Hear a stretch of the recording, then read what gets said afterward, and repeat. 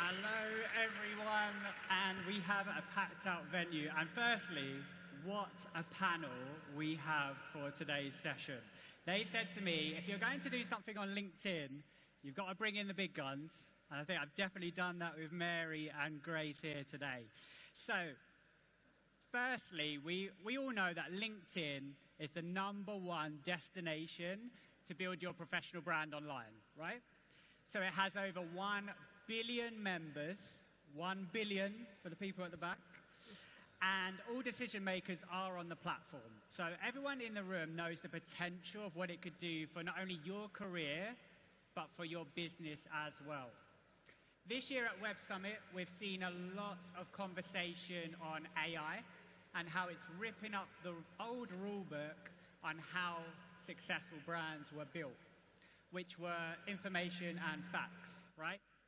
But now, AI can do that in a matter of seconds. So it's much more difficult to really stand out, and that's where personality and intimate narrative is truly the key to building a successful brand, as Mary and Grace has done. So how do we navigate this new world? And Mary, I'd love to start with you. So you manage the world's biggest names, such as Grace as well, next to you. Absolutely. How has your journey in personal branding impacted you and YMU? So I would say I started taking personal branding and the branding of YMU really, really seriously over the last 6 to 12 months. I made a concerted effort because I recognized that your brand reputation is everything. People buy people, and they need to know what your vision is, what your mission is, your values, and what you stand for. People are far more likely to do business with people that they know and like. And so I've done that over the last, say, 6 to 12 months. I've been working with you on my LinkedIn and doing that really consistently. So posting 3 times a week in my core content pillars. And that is the YMU Group, which I'm endlessly happy to talk about and very, very proud of. The creator economy, and advocating for women in business. Because we know that actually, if you have a platform as a female leader, you have an obligation to support other women.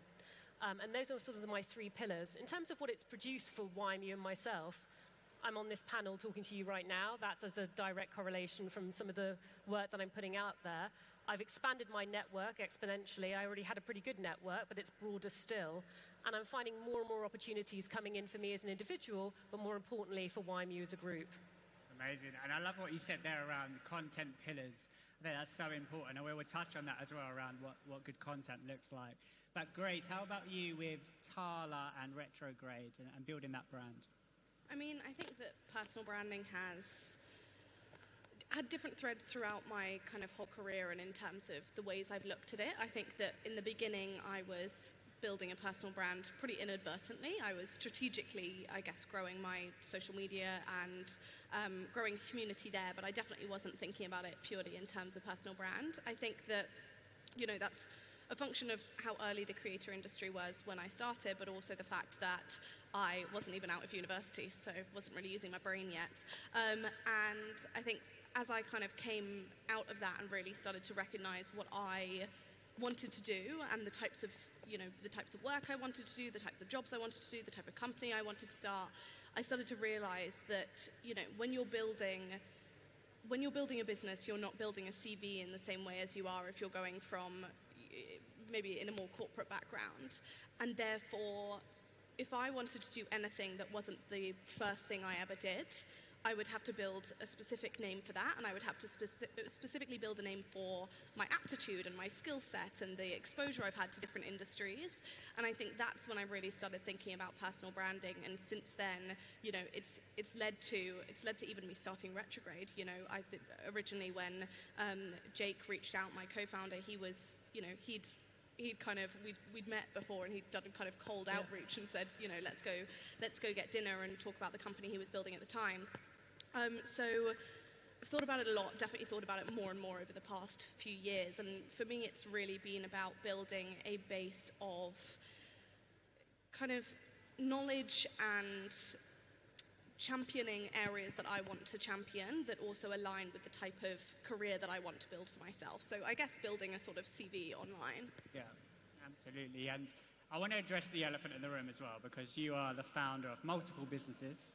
You have a combined social following of over 3 million people. Amazing. Congrats, by the way. Amazing. So, I mean, you don't have a lot of time.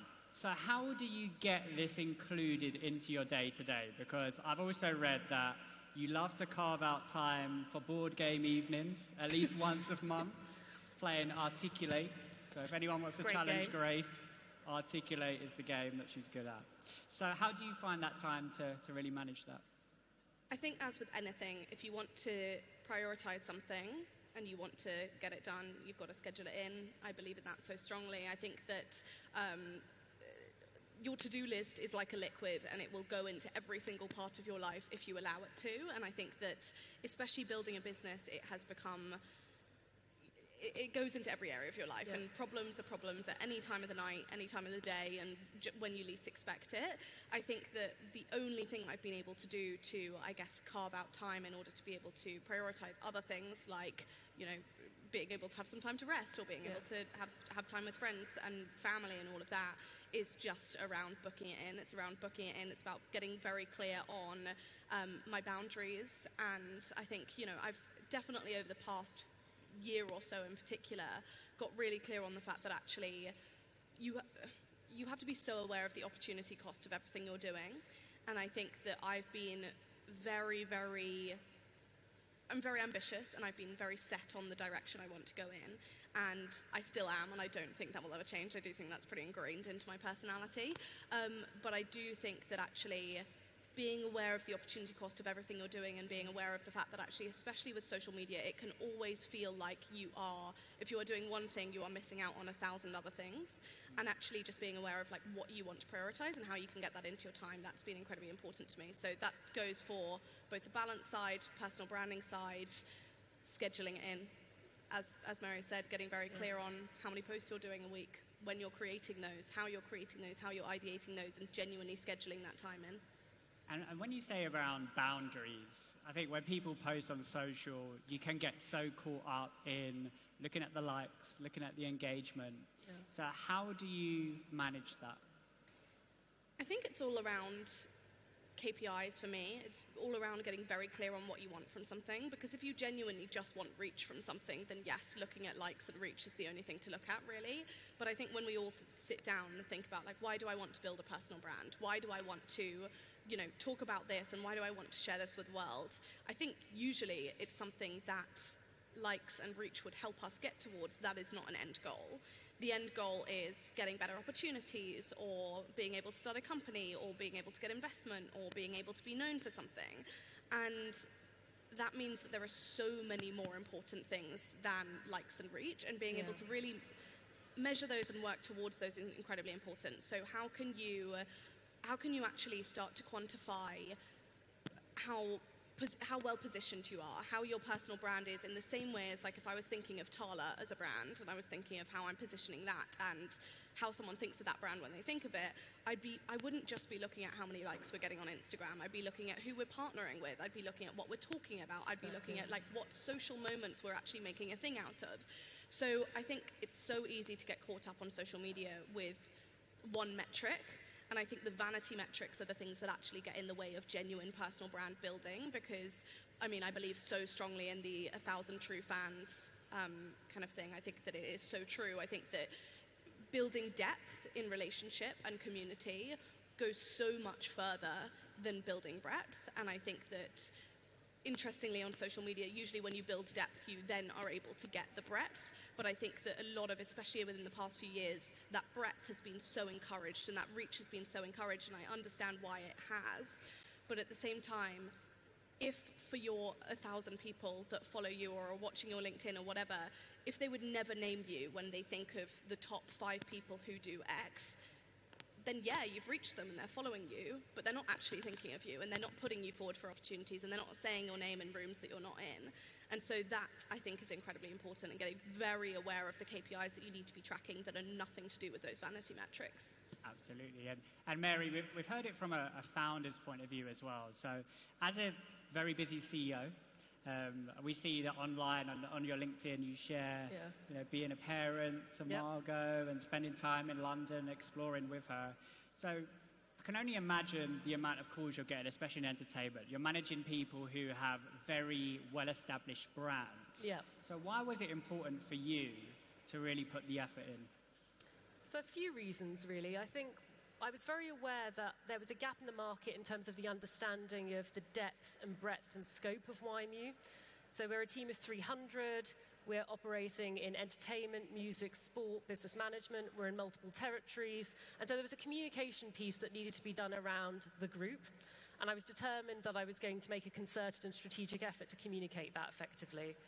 The other thing that I felt was a real opportunity was, as a leader of people, to be able to advocate for the people in the organisation and celebrate their amazing work and their wins was incredibly important to me. And therefore, I was willing to make the additional time to do that.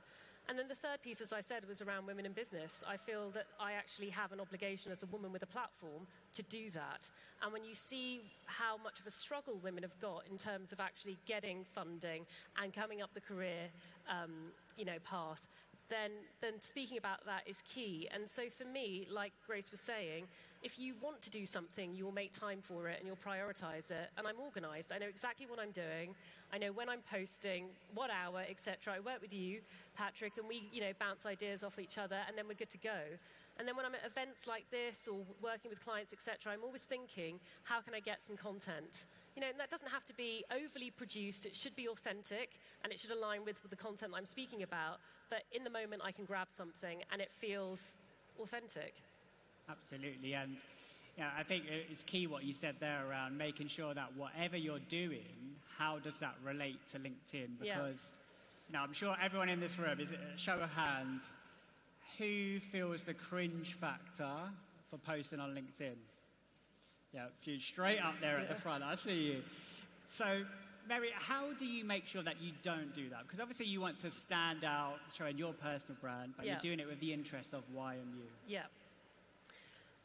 I think it's about using your real tone of voice and being truthful about what's happening in the business.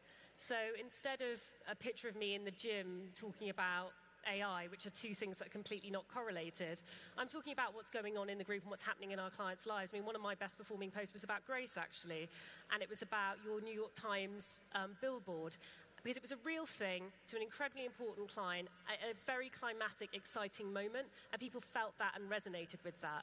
And so those are the sorts of things that land and resonate. Or me talking about the fact that it's a struggle, that my life isn't perfect, that it is difficult to juggle all of these competing, priorities, but that I somehow do it, and to give content that I hope delivers something to an audience that is beyond just humble brag here and that there. I don't really resonate with that, and I'm trying to think all the time, how can I create content that actually lands with these audiences and hopefully provide some service and value? Absolutely. And Grace, you built a very large social following, at uni, on YouTube as well. Did you ever feel that cringe factor? What would my friends think? What would my family think when you were posting? Oh, definitely. I think that, when I was first starting out and I was 18, I did everything anonymously. I didn't post my face for about 6 months. It was kind of my worst nightmare was anyone actually finding it. It's funny because as soon as they did find it, I remember trying to make a decision whether I just deleted it all or whether I just actually then started posting as myself and started kind of moving forwards, which is funny when you think of the different trajectory that would have led to. But yeah, absolutely. I think that I really don't believe there is anything cringe about being yourself, and I think that that's where the difference comes from in what Mary was saying about using your real tone of voice. I think it's very easy to look at social media and LinkedIn in particular and say, okay, well now I need to write like this, and I need to talk like this, and I need to use this very specific sales-like setup of post. Yeah. And that just could not be further from the truth. I think if you're doing what everyone else is doing, you're going to get results everyone else is doing. And the market is only saturated if you are doing the same thing as everyone else. So I also really think, if you don't speak like that, don't speak like that. Agreed. Same goes across all social media. And I think as soon as I started to reclaim that on my own platforms as well, it became very clear that actually, if you find that cringe, then you'll probably find me in real life cringe too. So we're probably just not going to be friends, and that is fine. But I think that's the difference between feeling like you have to put yourself out there at the expense of how you want to be seen. When we're talking about personal branding, we're talking about how do you want to be seen. So there is no point doing it in a way that you feel like actually takes away from how the people around you see you and your colleagues see you and all of that. I think that's something that has been a little bit of a misconception, particularly with platforms like LinkedIn, that it has to be a certain type of thing, it has to be a certain tone of voice and all of that. And actually, I think we need to rip that up and we need to reframe that. Couldn't agree because that is just going to, that does create a saturated platform with only certain things being talked about, only certain, as we were saying, humble brags, like all of this. And it just doesn't need to be like that. Personal branding is about positioning yourself how you want to be positioned. So if you feel like you're positioning yourself in the way that you would see as cringe, you are probably not attracting the right types of people that you would want to attract, because naturally you wouldn't even attract yourself to that. Exactly. So I would say I think we need to reframe that a little bit. Definitely. And so I want to talk a little bit around content itself. So a few stats here, hot off the press from LinkedIn. So they have a thought leadership report that they run each year, and they have said that 15% of leaders will class content as very good or excellent. Only 15. And right now, video is the fastest growing format on LinkedIn. So the total viewership is up 36% year over year. Are you both surprised by that? No, because you've been telling me about it for ages. So I've been well tutored on it all. I am starting to slowly get into using video. I'm much more used to text and photograph. But that is something that I will evolve and move with the platform and try and do that in a way that remains authentic to me and kind of in my own tone and in my own keeping. But no, it doesn't surprise me. Video is what brings emotion and helps people emote and actually tell stories really effectively. So that it's no surprise that LinkedIn would move into that territory. And Grace, I feel like it's such a perfect opportunity for you as well, because you have such a successful podcast, amazing names, and you resurface those clips onto the platform, but in a different way. Yeah, so we've really been posting the podcast on LinkedIn for a good few years now, actually, in video form. And I remember originally we posted it in landscape, and I remember just being like, wait a second, I'm pretty sure that the majority of people use LinkedIn on their phones. So I remember saying that we should be posting the TikTok clips rather than the YouTube cut downs and putting those on LinkedIn instead. I'm very much not surprised. I think that it's a reflection of how people want to consume and how people want to, absorb information. I do think, though, again, as I was saying before, just because something is being done a certain way does not mean you need to pivot your entire content, your entire strategy. I think there's a lot of fear-mongering around social media in general in terms of like, and now the algorithm wants this, and now it wants this, and now it wants this. And that can, if you've got a great team behind you, fantastic. If you are doing that mostly on your own and you are basically managing your own personal brand, that can lead to more distraction than it can actual focus in moving your personal brand forward. So I think actually if you're doing a piece of content or a format of content well, keep doing that format of content well. There will always be place for good content. I think that sometimes you can see that something isn't performing, and that's when you should try and mix it up. But I think trying not to get caught up in the fact that, okay, now they're suddenly saying we should do this, now we should do this, now we should do this, that can end up distracting you from actually what you do best and how, the things that are already working for you. It's the same with any difference, the same with, how any company would do their ad spend. You've got to test, you've got to learn, you've got to, try a few different things, try a few different hooks, try a video post versus a written post 2 weeks apart, and actually just get experimenting it, but you can really headless chicken your strategy a little bit if you get too distracted by all the different things that are being asked of us. Brilliant. And we've got a final few minutes left. So, of course, both of you create amazing content. And Mary, when we first started speaking about LinkedIn, you said to me, LinkedIn, not sure about it, not sure. So now that you've built that presence, what advice would you give to anyone in this room, no matter what level they are in their industry and their career, to start posting on the platform? I think I'd take a step back and really think about why you want to do this at this point. So what is it that you're trying to say? So define your value proposition What is it that you're trying to communicate? Who is the audience you're trying to communicate that to? And what is the most effective way of doing that? So once you've got that, then I would start thinking about content pillars. Okay, so why are you talking about these subjects? Why would you have any resonance in those spaces?